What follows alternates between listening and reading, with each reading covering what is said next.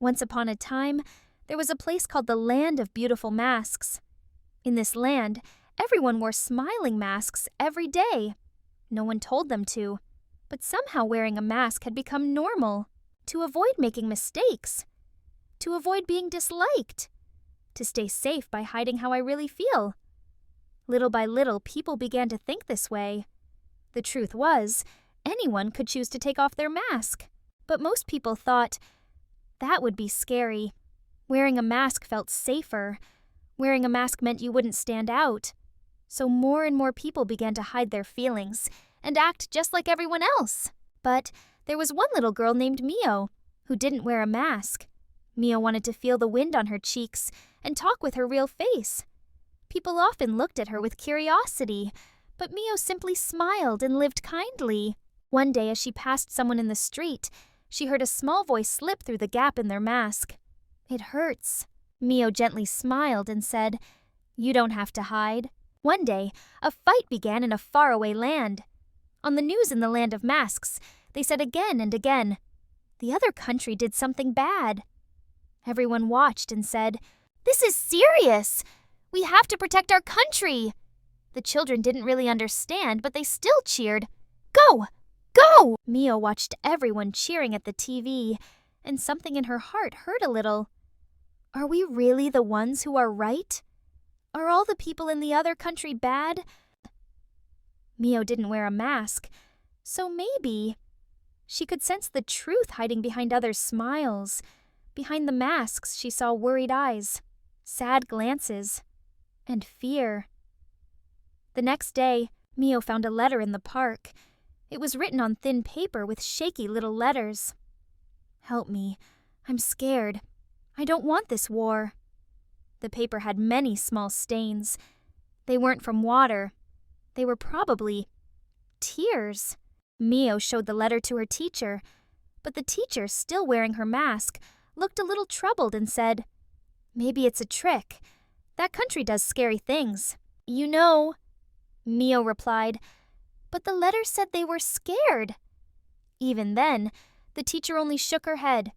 Mio couldn't see the teacher's face behind the mask, but somehow in her eyes, Mio thought she saw a flicker of doubt. On the way home, Mio walked alone, thinking quietly. Were they really trying to trick us? They said they were scared. Was that a lie too? In the Land of Masks, people were taught, don't believe what you don't understand. But deep inside, Mio felt something warm, a small wish to believe. The next day, Mio quietly asked her teacher, "Teacher, who started the war?" The teacher closed her eyes for a moment, then answered, "It was decided by powerful people far away from here, who have control. Not us, not you." Mio listened in silence. After hearing the teacher's words, Mio thought even more. Then, who's doing the fighting? Who's getting hurt? It was people who had just been living their lives. A child who used to go to school, a man who sold bread, a mother holding her baby, and even children. Children who hadn't done anything wrong, lost their lives because of the war.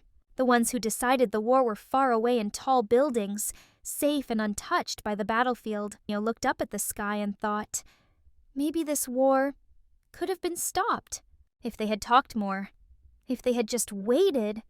But one day someone said, now is the time, and something that can't be undone began. The one who made that choice should have been the first to cry for it. But why are they the ones furthest away from the pain? That night, Mio sat in her room and wrote a letter. Her hands trembled a little, but her heart stayed steady. I'm scared too, but I'm glad you shared your true feelings. As she wrote, Mio began to think quietly. The war was decided by grown-ups, but not all grown-ups. Not the mother making dinner or the doctor helping people in a hospital.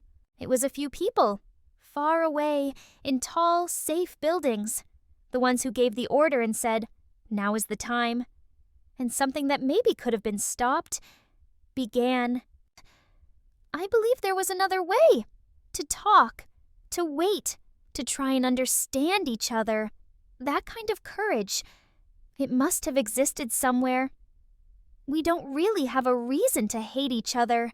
That's why I believe there must be another path, a path where we can become friends. Then Mio thought again quietly. If God is truly kind, then seeing this war must break his heart. When people hurt each other in God's name, maybe they're hurting God too. But war isn't only about God. Sometimes it's about borders, land, power, or clashing beliefs. Things that light a fire in people's hearts. Maybe the ones fighting believe they're doing what's right. Maybe they're not the bad ones at all.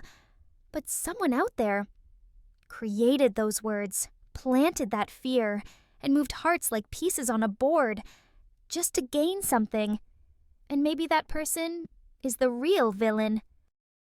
The next day, Mio went up a small hill near her house. She let her letter go into the sky. The wind carried it far, far away. Some children were playing nearby. They saw her and watched quietly. They didn't know why, but they felt Mio was doing something kind, something special.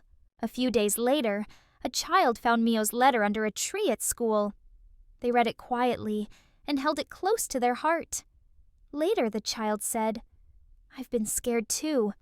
Other children nodded. They were scared too, scared to speak, scared to be different. But Mio's kind heart had reached them, and slowly their hearts felt warm. The children began writing letters. Some said, "Are you okay?" One day the wind lifted the letters into the sky. They were written by many children, filled with real tears, hopes, and kindness. The sky began to glow, not with noise, but with soft, peaceful light. The children had already taken off their masks. Now their hearts could be seen, bright and open. Even some grown-ups felt it too. "It's scary," they said, "but maybe it's okay to feel." Mio's feelings, and everyone's, became the wind, spreading kindness through the town. And soon, all the small voices became a quiet song. We were not born to fight. We were born to understand.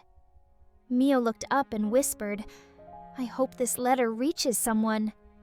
The trees above her swayed gently, as if to say yes.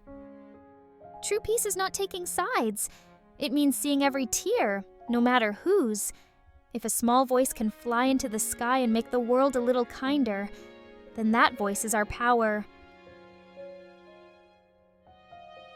Even when someone says, "We won," a new war may begin.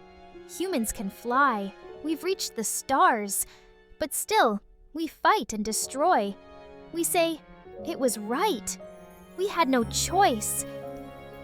But those who truly die are not the ones who started war. They are the ones who wanted to live, the laughing children. Maybe peace begins when we ask, "Why is the world like this? I was scared too, but I still wanted to believe in kindness. I didn't want to choose sides. I wanted to understand." Maybe the quietest voices carry the most truth. I thought I was alone, but maybe we were all just afraid to speak. They told us to be strong, but what if softness is strength? I still cry for people I've never met. Isn't that a kind of love? I didn't shout. I listened. Even when the world didn't change, I chose not to become hard. If we can cry for someone else's tears, then we've already begun to change the world. Maybe peace doesn't start with power. Maybe it starts with one honest heart. This story is an ideal, but maybe it's because we still hold on to ideals that the world hasn't fallen into its worst self. We humans have evolved. We can fly. We've touched the stars. And yet, we still act like beasts. Please, see how strange that is. Don't be deceived. Not by those who start wars from far away, safe behind glass. You don't have to sacrifice the people you love, or yourself, for someone who never bleeds. Thank you for watching Soralexia. We share stories to help someone feel just a little better, a little happier, every day.